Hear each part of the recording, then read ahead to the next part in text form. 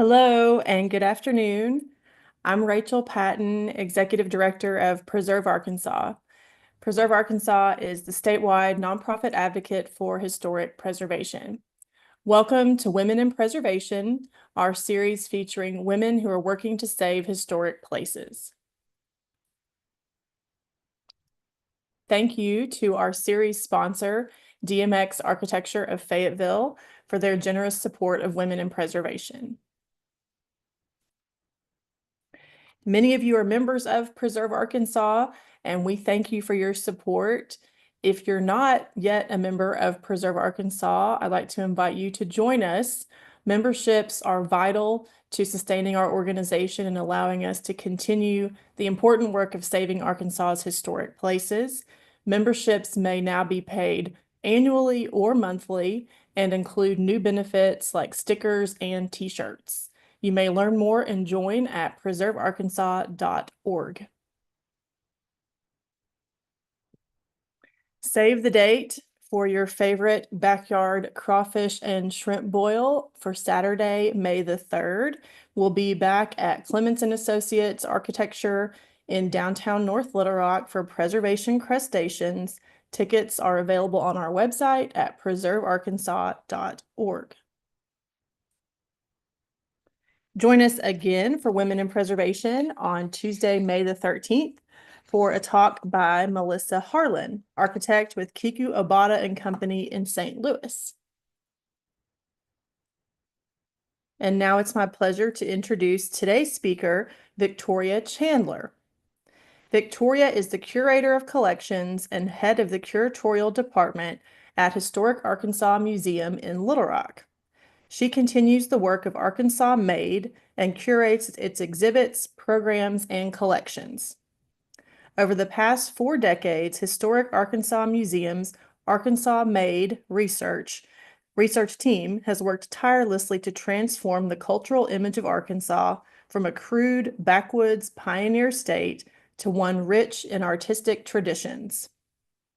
This meticulous research has revealed a multitude of artisans, cabinet makers, silversmiths, potters, fine artists, quilters, and more, working in communities all over the state.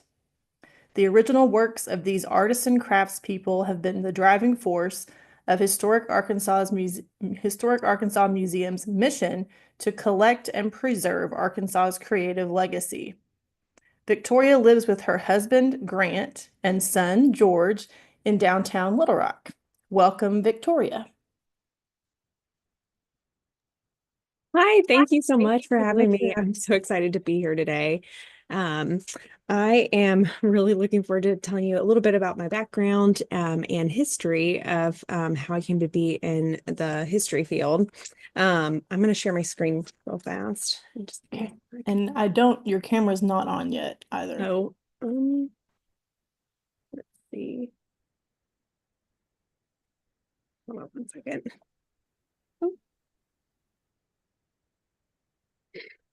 sorry, it's taking it a little bit.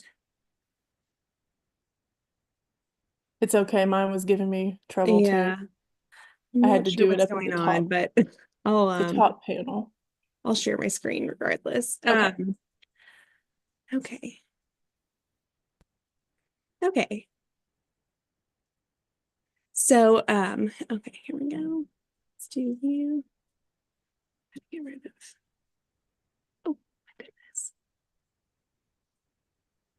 Okay. So this is me and my family. This is my husband Grant and our son George. And we live downtown now. We live in the Theo Sanders house, he was a local architect who built many buildings and houses. I'm very excited to be back in an old house. My husband's unfortunately a Texan and he loves ranch style houses that are single story. And I definitely grew up in an eclectic array of houses. My family, this is my family, my parents, Tori and Dumas Garrett, along with my siblings, Rachel and Ned.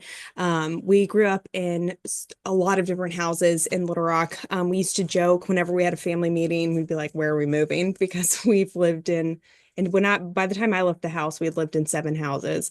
My parents were really into restoring old houses. My dad almost was an architect. And so he was very interested and passionate about kind of renovating and exploring different neighborhoods of Little Rock.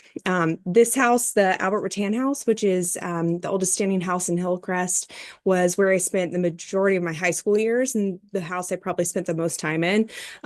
It's really incredible house that, all this Victorian architecture, and it really kind of blossomed a love of preservation and also history. My family were big into historical settings on both sides of my family. My grandparents on both sides actually lived in they had these historical associations, and we were really submerged with that as we were growing up. On my dad's side, he's from Beebe, and his ancestor, James Smith, actually laid out the town of Beebe. What you see here is on Main Street, and that used to be it used to be the old bank, and then it was the dental office, and where my multiple grandparents and great grandparents were the dentist in town. And so his one of the dental rooms was in the old bank vault, which is really fun. And so we were just surrounded by this old architecture. We would go to BB a lot of weekends and spend time there. And then on my mom's side of the family, she was from North Carolina, and we would go back every summer. She was a teacher. And when we were out of school, and we would spend time at my grandparents' river house in this town called Bath. Bath, North Carolina is one of the oldest towns. It was established in 1705, and it has so many historic landmarks like this 1705 or 1734, excuse me, Episcopalian Church, which is the oldest Episcopalian church in North Carolina, and the Palmer Marsh House and other ones that date to the 18th century. It was really incredible experience. It's a really small town. The rumor is that it was cursed by a visiting Methodist minister because the town's inhabitants were gambling and drinking too much on Sundays, and so he cursed that it would never grow. And it's like gotten above the population of 300, but not much in the 300 years since then, or 200 years since then. This is actually our pier submerged underwater from this past fall. But this is kind of the view looking out. And I have to the right is this image of Blackbeard the pirate. And so Blackbeard he's kind of this infamous pirate, but he lived in Bath for a period. And you can kind of see out in the distance, Bath is on the Pamlico River, which goes out into the Sound. And then there's Bath Creek, and it's deep enough so that major ships in the 1700s could come in and dock there. And this is kind of the mouth of Bath Creek. And on the right was supposedly one of the governor's houses, and on the left is where Blackbeard settled. And so there was always this talk that Blackbeard's treasure was buried there, and this is kind of that lore we had growing up. But it was very exciting. One summer, I believe it was the summer of 1999, a hurricane came through, and all the water receded. And so to the right, we were actually exploring one day, and so much of the sand had exposed this brick structure, and we started finding all of these 18th century ceramic pieces and other household items. And it turns out we had actually discovered the ruins of that governor's estate that had been, submerged by water by then. We reached out to the state archaeologist, and they came out and documented the site. And that gave more credence to it was a tale that Blackbeard lived across from the governor. And so he tried to go back to the other side, but there are a lot of water moccasins and alligators farther back you get. So I've kind of had this lore of history growing up, and I was always really into medieval history. And when I went to Hendrix College, and they have an independent studies program, and so I decided to pursue medieval studies, which was quite exciting. I got the opportunity to study at Bamburgh Castle, which is in northern England. It's close to Hadrian's Wall. It's really far up north. You might recognize it from hit show The Last Kingdom, which is also a book series. And it is it's been a stronghold since the Celtic years around 400 BC, but it's an active castle where a family lives there, but people come and visit, and there's massive archaeological projects occurring. That's me drawing, sketching out what we have found for that day. They have a great archaeology program where it's a school, so you can go and learn about archaeology, but it's also documenting various parts of the castle. I really had thought I was going to be an archaeologist, and so this was an exciting opportunity. But what I actually discovered there was that I really loved engaging with the public. You can kind of see here, there's a trench and what we're working on, but then there's this fence kind of uh, separating that from the rest of the castle. So tourists would be coming by to see the castle, and then they could approach that fence, and you could see there's like some text along the fence explaining what's going on. But part of our job as students was to engage with the public and tell them about what the project was, what we had discovered, answer any of their questions. And we had the chance also during this period to update some of these exhibits, text and information. And I found that really engaging. I've been kind of submerged in this academic world, and I found it just really exhilarating to be able to take all this research in academia, and condense it to, suit the needs of someone from who's a little kid to a senior citizen. And I find that really fulfilling. So after graduating from Hendrix, I decided to go to University of Arkansas at Little Rock, where I got my public history degree.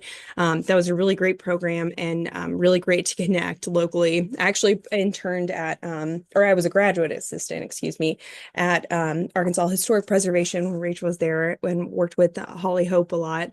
And that was very interesting. I interned right after that at Historic Arkansas Museum, and I kind of just got hooked as soon as I stepped in. For one, the exhibits were so exhilarating. There was a lot of physical work involved, but quickly I got sucked into the world of Arkansas Made. This is me at my research station. So I kept researching, volunteering my time at HAM while I was finishing my graduating from UALR. And once I graduated, I was offered a contract position to work on the Arkansas Made project. And I came there and I haven't left since. And I'm going to kind of shift around because one of the things about HAM is, we'll be celebrating 85 years next year. And so there's just a lot of history and different periods within that. This is exciting hands-on exhibit experiences for a sampler exhibit we put on. So this is, to the left, our founding mother, Louise Loughborough. She was she's a woman in preservation herself, kind of the woman for Arkansas. And she kind of led this one woman campaign and to open what she called the Arkansas Territorial Restoration. Can you still see my screen? Sorry, I was trying It's to okay. restart your video. Yes, I can still see your screen. Okay, is it on? Okay, I'll resume slide. Okay, great. So Louise, she kind of, under the notion at the time was that Hinderletter Grog Shop, which is the oldest standing building in Little Rock, was at the time they thought was the last meeting of the Arkansas Territorial State Legislature. And they, of course, that isn't true, as we know now. But at the time, she kind of advertised this campaign to save the historic grounds, as Little Rock would be the city of three capitals. So you'd have the old State House, the current capital, and HAM with Hinderletter. She was really involved with the preservation movement, really involved at Colonial Williamsburg. And so she took a lot of her ideas from there and applied them to HAM.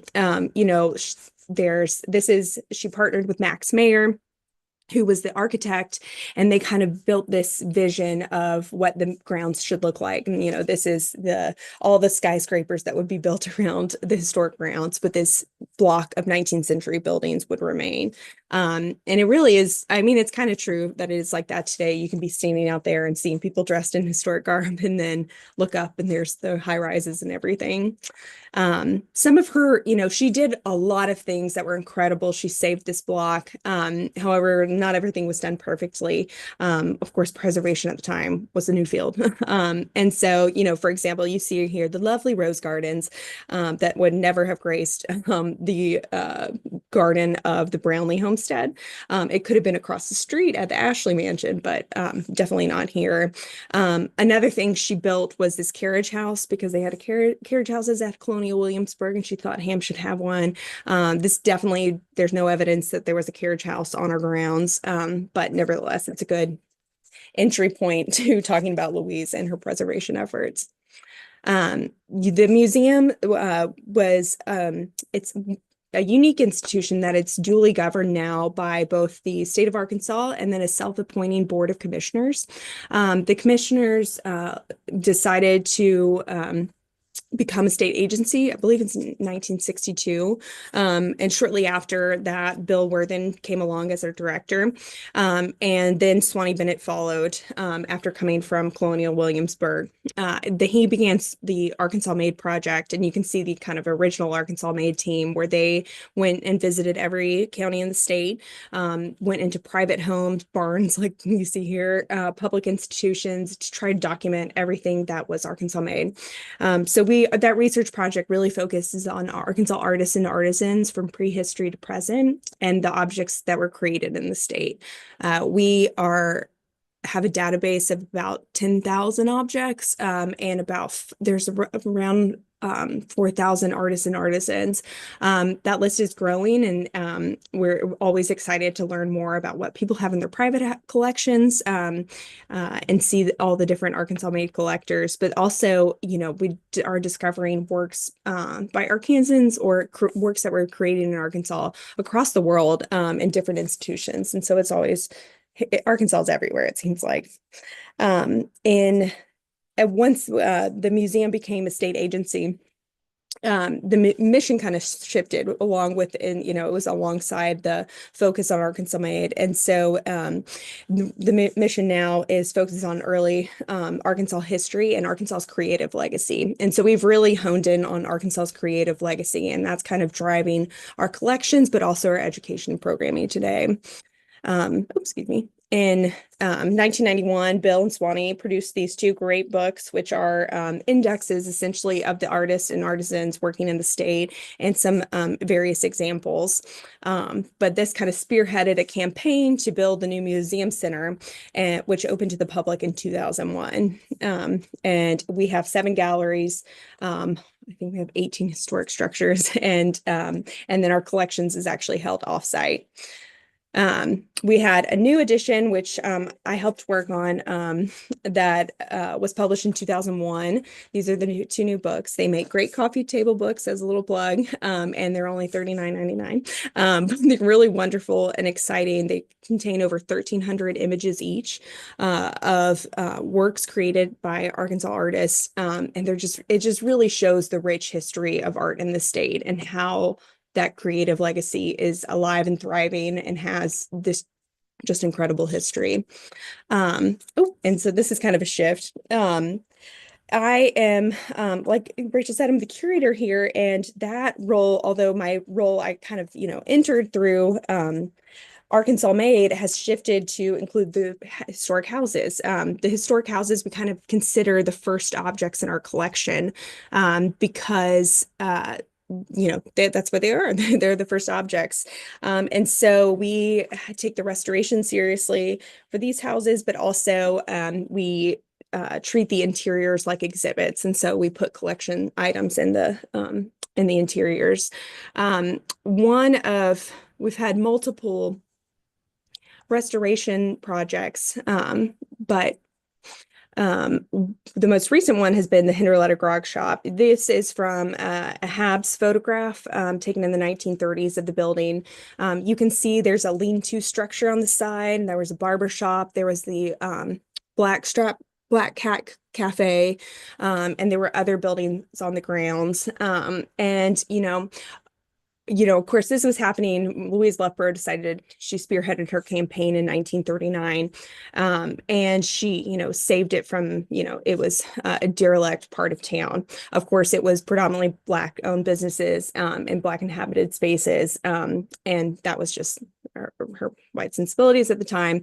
However, she did preserve some of the spaces. It's very interesting, like where our parking lot is currently off Third, what used to be a big opium den. And we have some other scandalous tales, like we had a huge brothel house on the grounds in the late 1800s.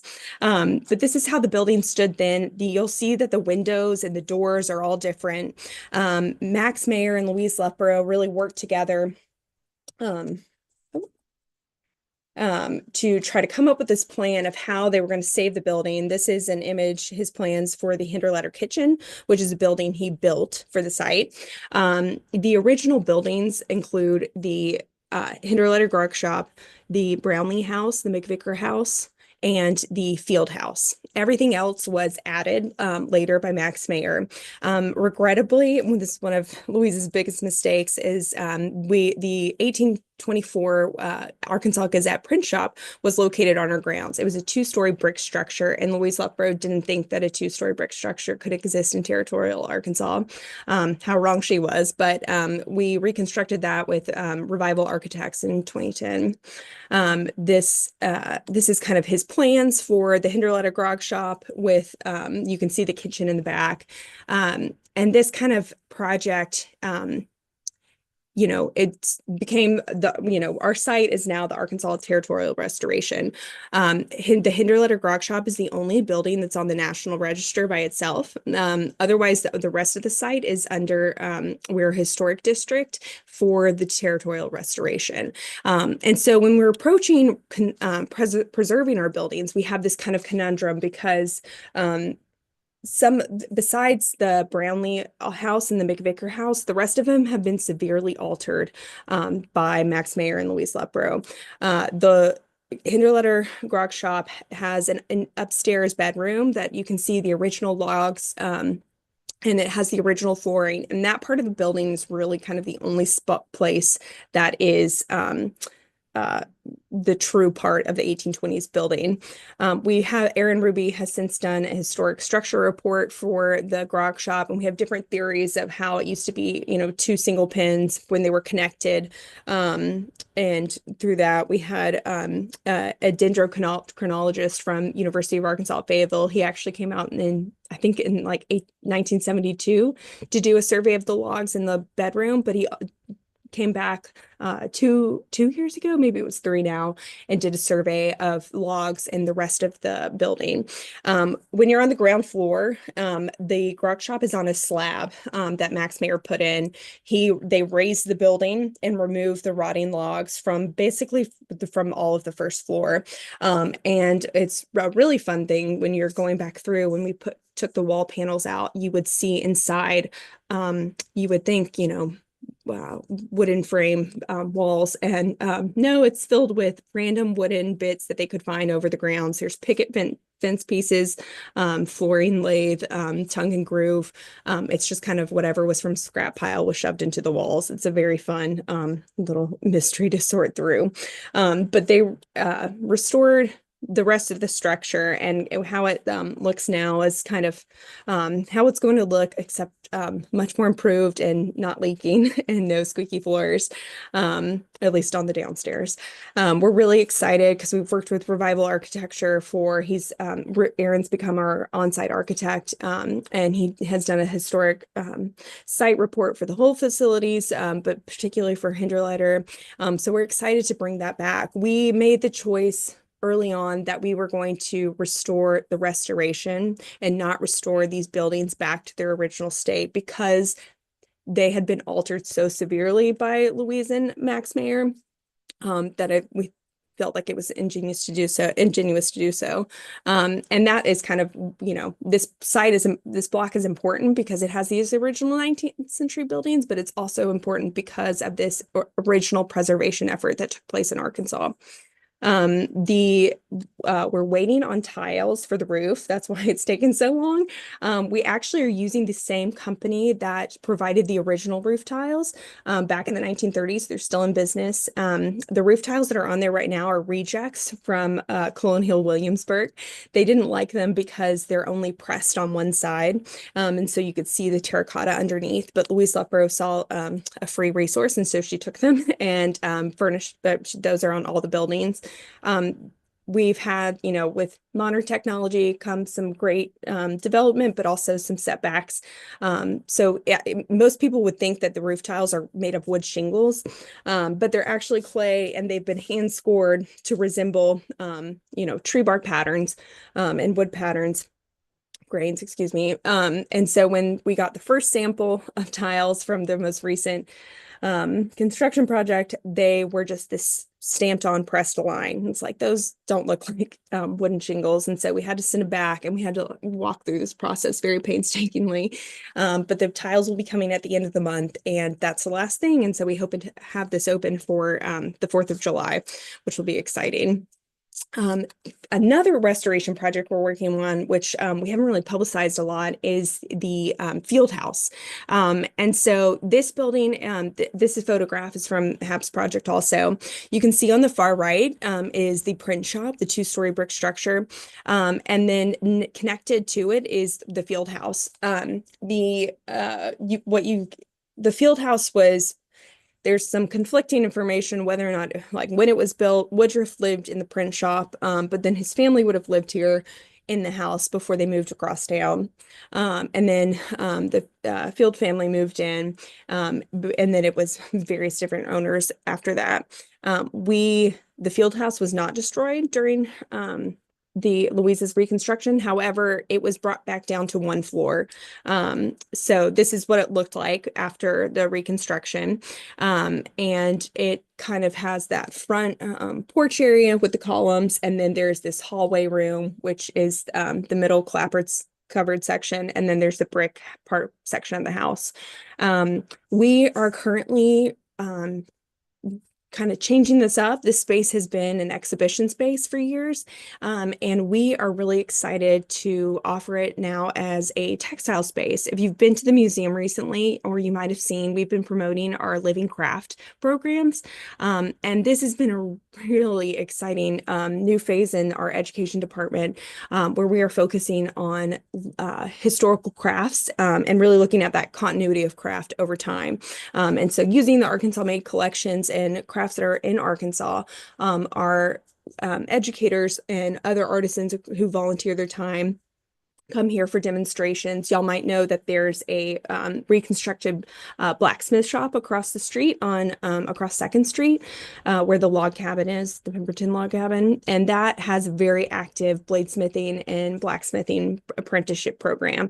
The print shop, the printing press is operational again. We are having some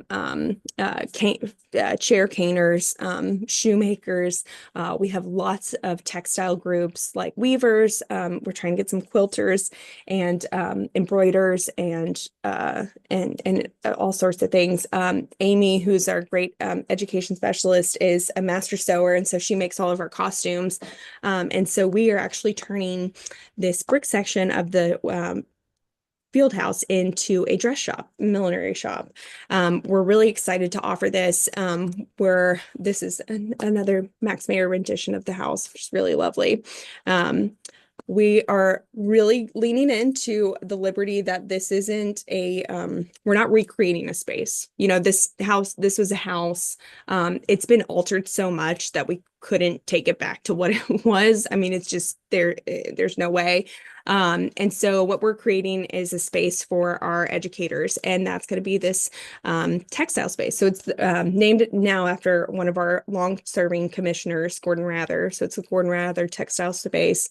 And the dress shop, we're really leaning into the period of the print shop. So late 1820s, excuse me, early 1830s.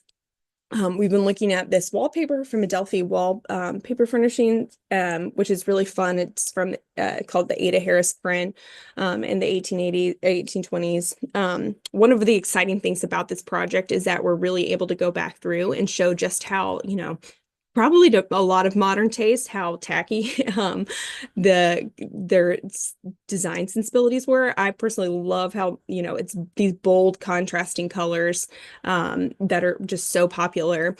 We're really leaning into American Fancy. So American Fancy was this movement at the time and after independence and really into the early 1840s. That was the first true American design movement and aesthetic movement. And so everything's fancy. They had fancy dresses, fancy paint, fancy ketchup. Everything's fancy, and lots of it are in the bold primary colors. And so we're hoping to bring that in. We're going to be building in some built-in cabinets for our dressmakers and other, just things that our education program needs to put on these new workshops and other things. We're kind of looking at paint samples that are in existing houses. This is part of the Brownlee house. So we've got this great tiled red paint color and trim, and this is another part of the wallpaper, but we're just still trying to figure out what colorways we're going with, but it's a really exciting opportunity. The other space, there's a larger room this is all connected. There are three little rooms. We'll have a giant working loom that can make coverlets. And then we'll have we spin cotton and have some other weaving demonstrations. And so those will be available there. And so, yeah, those have been the preservation projects. They've been very exciting. Very new ground. I've never participated in a construction project quite like this. And so it's definitely been new territory. Erin Ruby at Revival Architecture is just absolutely incredible and has taught us a lot, but is also just really great at helping us he's a great partner in this. We are now kind of like shifting gears at the same time. Hopefully these projects will be open soon. But because of Arkansas's state government transformation that happened a couple of years ago under Asa Hutchinson, we, of course, now we're part of Arkansas Department of Parks, Heritage, and Tourism. And we're constantly kind of becoming more efficient. And part of that includes the park side. They have their planning and development team, and they are now taking over and helping out the heritage agencies for their major construction over a certain amount. And so that's been great and really helpful for handling all of DBA, the bidding process. One of the reasons Tender Letter took so long is because it was all on our end without the help of people who have done this before to initiate the bid, go for DBA, and that whole process before we were able to get Erin as our architect took around 18 months. So it's just really, tedious bureaucracy, but things have been moving much faster ever since planning and development have come in. And so we're really excited about that.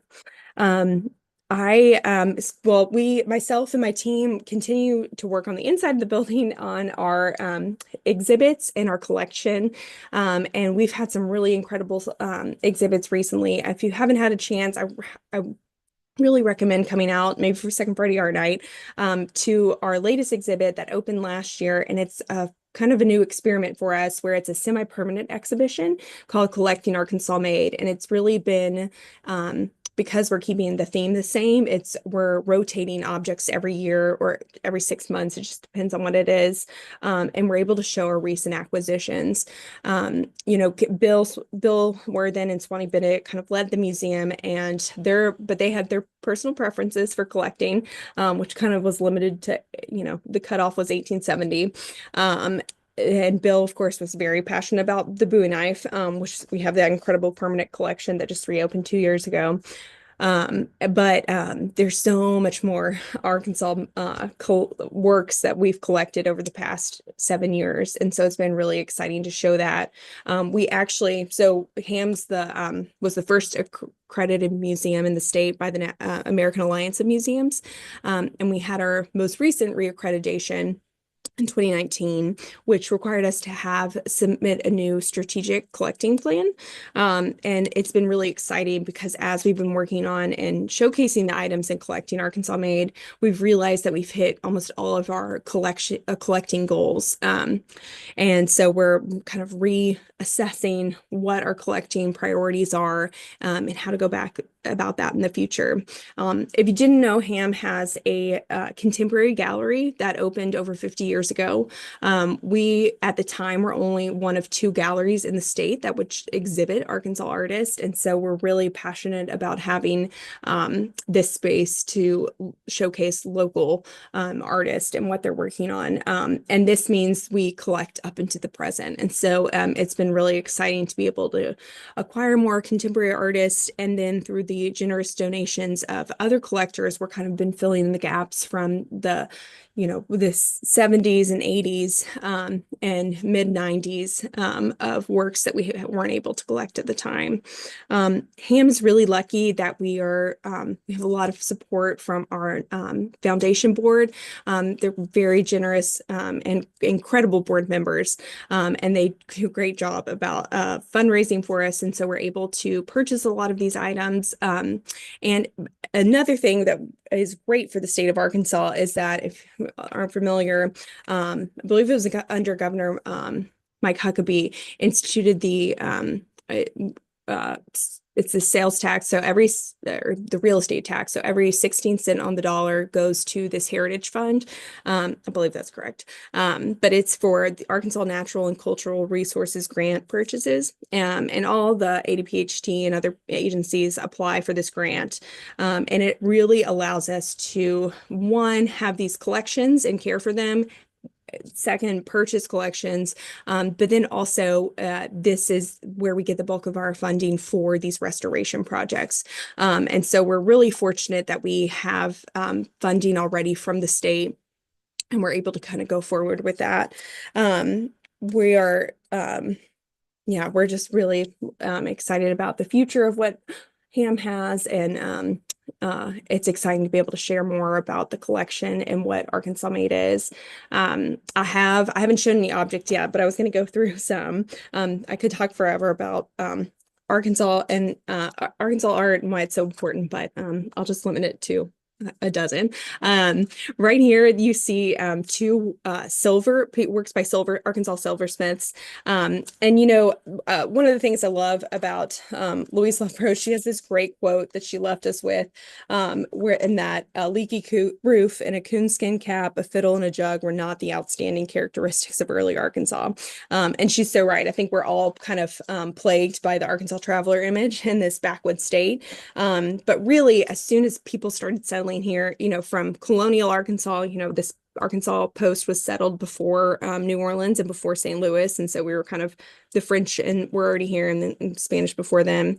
But really once major settlement started, and when the capital was moved to Little Rock, people had an access to all these goods, and artists and artisans arrived with the migration. The tongs you see on the left are actually missing. We don't know where they are. They belong to a Miss Averill Tate, and so she was a granddaughter of William Woodruff, and these were made by Silas Tonkrey, who was her, I think, great uncle by marriage. I believe that should be right. But he was a silversmith that came to Arkansas, and he was also a Baptist minister, and he set up here before moving to Memphis. His sister married Isaac Watkins. They're all a lot of early Arkansas is related, and came from Kentucky. The tumbler you see on the right is from as it says, the Ashley family. The Ham right now we have 3 blocks, where a parking lot is, the original 19th century grounds, and then across the street where we have the Pemberton log cabin, and then we have an empty field space. That whole city block was where Chester Ashley had his homestead. He had this giant mansion, but his wife also had these incredible gardens. There was a blacksmith shop there, carriage house. And so these beakers were most likely made either for him, but most likely his son, by a local silversmith named DC Fulton. And we're lucky that all the different descendants have either donated or sold their works to the museum. So we now have the complete set, which is really wonderful. These two paintings are some of the most incredible works in the collection. On the right, you see this is a work by Henry Bird. Henry Bird was Arkansas's most preeminent portrait painter of the 19th century, and he traversed the state, staying at different people's houses while he painted their portraits. This portrait is of the Judge Byers family from Batesville, Arkansas, and this is his wife and his three children and their dog. And you can kind of see the painting is a showcase of their exuberance of wealth and what they own. And I'll point out in the upper right corner that includes what looks like an enslaved boy. This is the earliest known depiction of a person in color, in this state, in artwork, and it's really this incredible piece. It's about just shy of 6 feet tall. So this is massive work. And it's really, really incredible. It was spoken about by CMF Noland in Spirit of the Times, which was a publication then in the 1840s. And he mentions it in the 1843 publication about this work and how incredible the painting is. To the left, you'll see a portrait of a descendant of Nathan Warren. The Warren family were enslaved by Chester Ashley and his family, and he bought his freedom. We do not know who this woman is. However, this work is just absolutely incredible. The sleeves make it a confusing date attribution because they're very much early, like 1830s, maybe 1840s, but it's just really striking portrait. It was donated by descendants of Nathan Warren, two of which have served on our boards, and Warren is currently our chairman for our board of commissioners. This work is just really, really special. Oh, to the left is a work by George Catlin, who, of course, we've got Fort Smith in the Indian Territory. And so as he was painting Indians out there, he painted this snapping turtle. And the painting is, I believe it's in the Smithsonian collection. To the right is this incredible ferrotype of Harriet Ashley, who was the granddaughter of Chester Ashley, being held by her nursemaid. We have done lots and lots of research, and we have not been able to identify her name. We think we know based on the slave schedules who the individual was, but based on age, but we really can't know. This photograph is just so captivating because I love how the girl is out of focus. The little girl she's moving. And so it really is a picture of this woman. And it's just really, really beautiful. Her dress is incredible with that patterns. And it's just really captivating. This quilt is really exciting, especially in light of the 250th anniversary of independence. This was made in 1876 for the centennial celebration. And it was made by the ladies of Indian Bay, Arkansas. It is an almost 100% silk quilt, which is very rare in the state. And it's an album style, so each block is a different pattern that an individual lady made, and she's initialed each one. And it's just really incredible. Of course, silk especially dyed at the time, it will shatter. And so this has been sent to a fabric conservator, and it might look a little muted, and that's because there's just this layer of muslin on top protecting it. But it's this really incredible work. Can't talk about Arkansas art without talking about the lady on the left, and that's Jenny Deloney. You can thank her for having collegiate art education in the state. She founded the U of A art department in the 1890s, and she was kind of this pioneer for Arkansas, but also for women in the arts. She was a part of the group that was the first women who were admitted to the major salons and schools in Paris, and she became a renowned portrait painter across the world. But she started off working here in Little Rock. She and her sister Daisy had a studio on Scott Street, right next to them, or in Masonic temple. And of course, at the time in the 1880s and 90s, what was appropriate for women to work on was china painting, things like that. And so they would advertise those. I've yet to come across a piece of china painted by Daisy or Jenny Deloney, but that's if I could find something that would be just incredible. The portrait on the right is by artist Mally Abina Makinich, and it's a portrait of her children.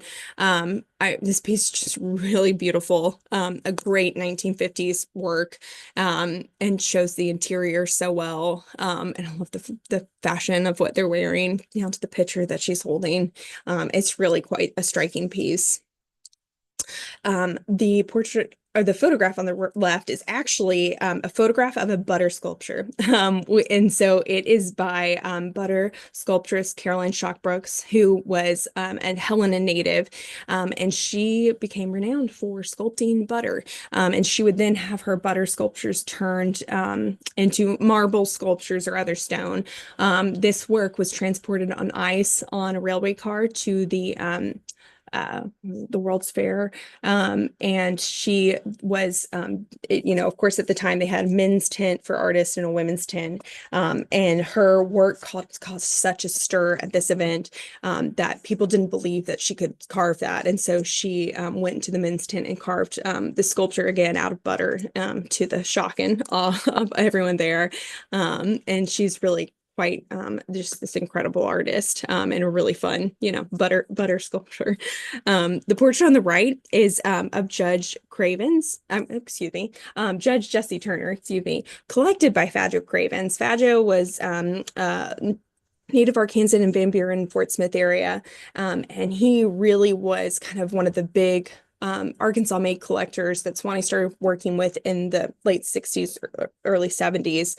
And his sons were very gracious that they parted with some of their items in the collection. This was painted by Patrick Henry Davenport when he was traveling through the state. It's just really remarkable. And it's on exhibit, but only for, I think, just one more week. So if you want to see it, you can gotta come quick.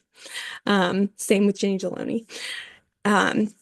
If you didn't know, Arkansas has an incredible ceramic industry, and the crock on the right is actually kind of the start of what you think of as like Nyloc, of course, and other ceramic industries out of Benton. This was made by Lafayette Glass and Oliver Harris. Oliver Harris was an enslaved potter that Lafayette Glass purchased down in New Orleans, and Harris actually taught Glass how to make pottery. We have two examples of their work, and you can actually tell based on like the thumb handles or the handles where they're moving their thumb across it and adhering them to the body of the churn, that it's kind of amateur. And so it's just this interesting piece of history. They're also the only examples of 19th century utilitarian ware that have this freehand cobalt glaze decoration that was super popular on the Eastern Seaboard. And for whatever reason, these are the only examples we have that aren't stamped. They're the only freehand examples. So this is really incredible work. Where their kiln site was is later where Nyloc developed one of their kiln sites. On the left, you might have seen this on Arkansas's Antiques Roadshow. This is not in our collection, but this is just such an incredible work. I really loved researching this artist and potter named Jacob Backley, and he was kind of known as the Mad Potter from Texarkana. And so he lived in Indiana. Anna pottery was a big pottery at the time, and another fad during this phase in the 1870s and 80s was these snake jugs. Temperance was a big topic, and there were all these humorous items. This one's one of his only signed pieces, which says on the bottom, but we have one of his works that's on display in the gallery right now, and it's this humorous flask, and you have to get up close to see, but it's very quite interesting.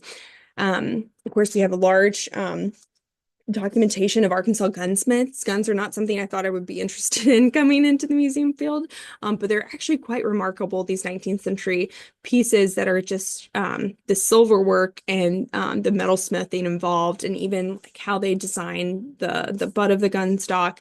It's just all really remarkable. This was made by W.O. Robertson in 1870 in Little Rock, Arkansas. It's really just an incredible piece. Of course, we have Milo. Can't not share a lot of Milo, which is really wonderful. On the right, um, these are probably my the things that get me most excited about in the collection. And this is a group of hunting horns that we've collected over the years. What's interesting is that while we were researching for the books, we kept looking at these hunting horns and they all have the same style. So they have one of these buckles strapped, carved either along the opening or somewhere else. This cartouche rope where it kind of frames, the people would give hunting horns. So it'd be like, I, Victoria, gift to Rachel on this date. And that's what those names are for and stand for. And then there'd be this scroll detail and then an acorn finial piece, mouthpiece at the top. And what we discovered in two newspaper articles, one that there was there's a Kavanaugh, William Kavanaugh horn, and that was carved by what they called the ex-Confederate. But he lived in the Plum Bayou area. And then we another group of hunting horns, which date to about 15 years later than this group made by the ex-Confederate, date to a mechanic who lived in Argenta. And it's just really remarkable because he also grew up in the Plum Bayou area. And so there's this likelihood that perhaps either there was this carving school going on or something, or they knew each other. But it's really remarkable to be able to make these connections through the material culture, art cans and stuff left behind. The work on the left is the one of the oldest samplers made by a Native American in the country. It's was made in 1828 by Nancy Graves. She was at the Dwight Mission School, the Cherokee Mission School, and that opened originally in Russellville. This work, Swanee used to talk about, it's been of course, it's one of the most significant purchases, but he also made it in duck blind, so that was very exciting for him. It's really wonderful because samplers are such a testament to this early women's work, but also early, girlhood creativity. The piece on the right is the Three Villages robe made by the Quapaw, and this is actually in France. It was gifted to the King of France, and it's only been back to the United States twice. And we have a pretty good working relationship with the Quapaw tribe, and they are trying to get the robe back to their new museum, which is very exciting to have it come back home. Um, I'm almost done. I know I can talk your ear off about this. The bed on the left is really incredible. It actually has a bed suite, a full bed suite, and it's remarkably, it was carved by a Captain Samuel French, who served in the U.S. Army. He was stationed at Fort Smith, where he started carving this, and he made it for his little girl. And all the scenes kind of depict their life on the frontier, and it's just really quite remarkable. The quilt on the right is this incredible double wedding ring quilt pattern, and the colors. We just got this photographed and got the photograph back, so it was very exciting to share. And it's just so vivid. The pieces are like not even half an inch by half an inch. They're so tiny. And then lastly, here are two examples. We have a wonderful contemporary Susan Chambers work. She had a show in Trinity. I think it was in 2019. Maybe it was, I can't remember, but it's just such a wonderful, colorful piece. And then the grouping on the right is a grouping of Edward Durrell Stone furniture. So you might be familiar with Edward Durrell Stone, who was an architect from Arkansas, but he partnered with Fulbright Industries in the 1940s and made this incredible line of furniture. And we were lucky to have a coffee table and chair and what they called a fellow stool. And this is made from the old wagon wheels, the fellow.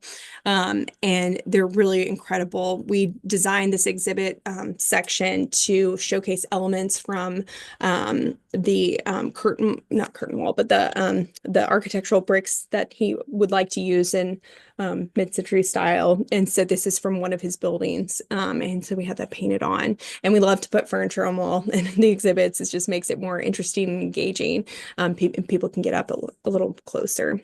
So yeah, that's story of all the preservation and Arkansas made. And yeah, I really appreciate the time to kind of talk all about passionate things here at HAM. So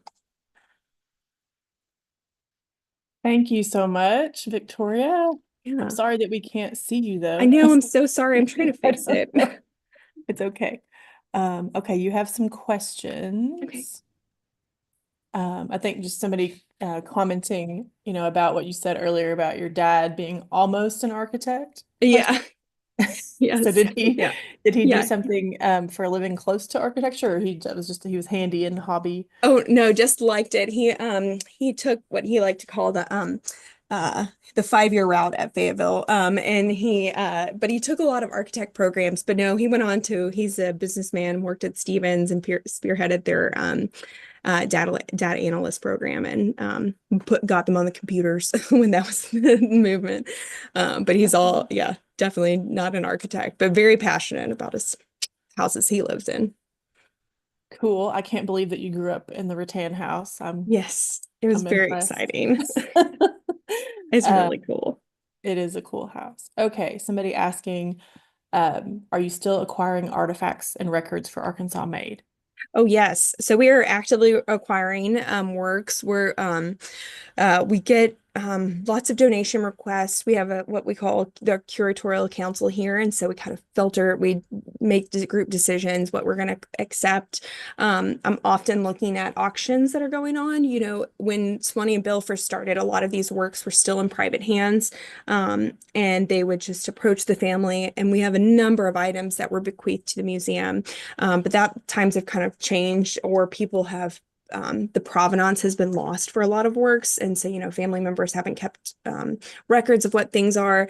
And so we've been able to identify kind of gaps in the collection. And so we keep an eye out for certain artists or certain works. Mm-hmm. Okay, thank you. Somebody asking for you to clarify again what you said earlier on about the Hinderleiter grog shop, that area in the 30s was primarily Oh, African yes. American. Yeah, it's primarily African American. There's actually documentation of one of the early a black lawyer who had that in the lean-to. He had his law firm in that section. And then it was divided into there was a barber shop, and then where the grog shop is, there was a cafe in there. But that was they she talked about saving the block, even though it didn't really need saving, but um that was the times. Okay, thank you. Let's see. Okay. I so enjoyed the presentation today. I can only hope the new reorganization of state government keeps this division both funded and safe. Ed Stone was from Fayetteville, as was the Fulbright Furniture Company who made the furniture. Again, thanks for a great program. And somebody asking about a donor agreement online. So if you have something, in your family collection and that you think might be of interest to the museum, what should you do? Yeah, just reach out to me. You can find my email on the website. We have a great staff page, and you can reach out there, and that's kind of the quickest way.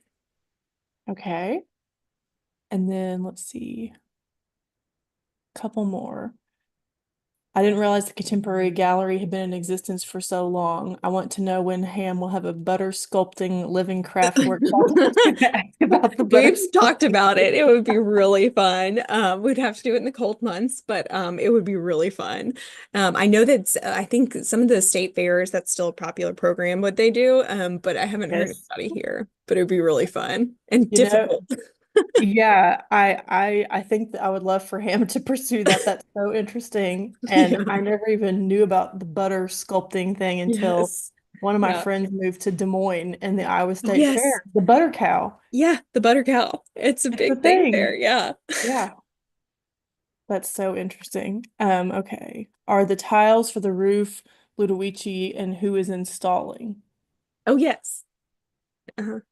They're Luigi and they're installing the roof tiles once they get in. And then what the exciting thing about that is that because they're ceramic, we're going to be able to preserve the existing tiles on Hinderletter that are still intact and in good shape. And then we'll use those to repair the roofs of the other historic structures. So we're very excited about that.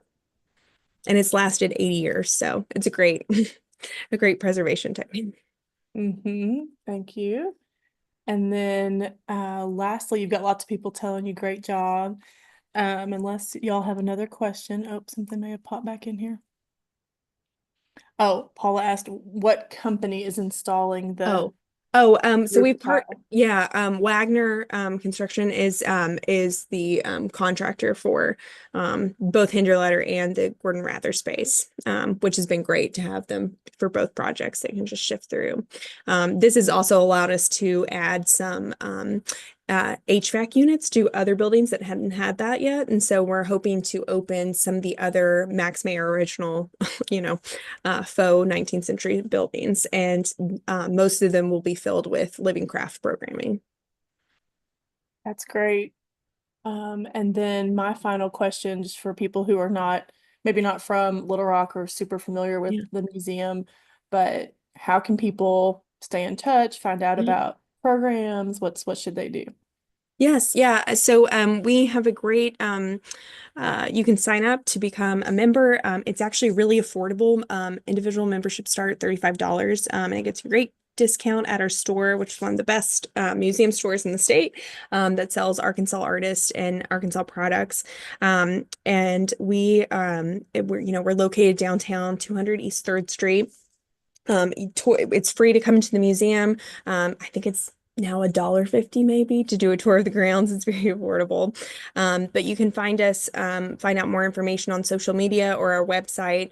I really encourage if you're local to come down actually this Friday for Second Friday Art Night. So we, along with other institutions for Downtown Little Rock Partnership, stay open. We stay open from 5 to 8.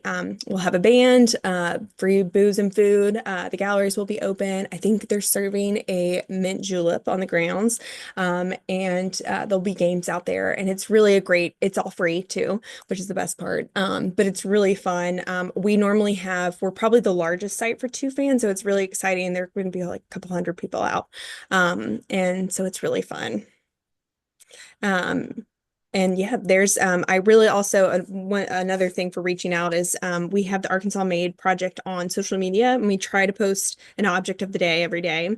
That is part of my other duties as a sign, so sometimes skip a day if the personal things take over.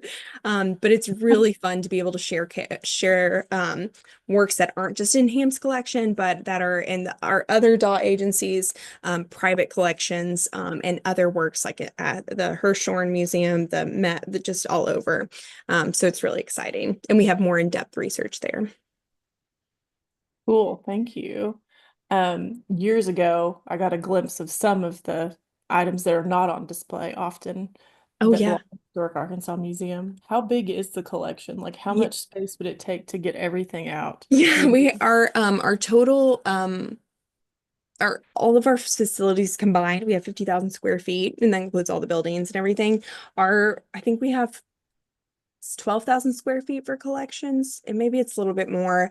We are lucky that we have two rooms. And if you didn't know, there's the Division of Arkansas Heritage Building that's off of La Harpe, where it's Chester and La Harpe meet.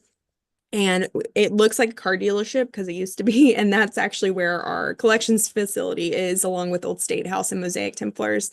And so we're really lucky that we have our storage there, and it is quite large. We have, around 36,000 sessions, but that include, that's upwards of 50,000 objects in the collection. So we're slowly, one of the things we're dealing with right now is that we're an 85-year-old institution and involves a lot of different eras, and so in different levels and standards for preservation and accessioning. And so we're kind of going back through and doing a massive inventory, one of our records, and then going back through the collection. So we're very excited. That is exciting, and I imagine a very It's daunting task. very, yeah, yeah. It always we we prioritize our exhibits. We're pretty robust exhibit programming.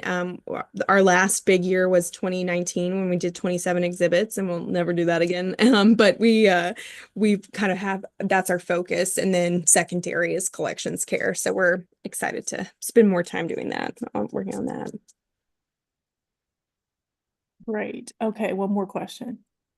Are there any special events planned for the 85th anniversary? Oh yes, there's some talks of some things happening. We're of course we're very excited to have all the buildings in tip-top shape and open. But we've got some things in store, so it'll be exciting.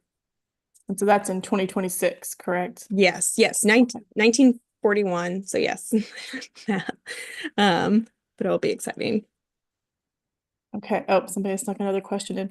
Do you have volunteer opportunities Yes, we with do. curation For and school? curatorial, yes, we do sometimes have volunteer opportunities. So it just depends on time of year and what our workload looks like. But we always are encourage people to reach out. Trissa Spioni is the volunteer coordinator, and she will can assist you with all that. And she's really great.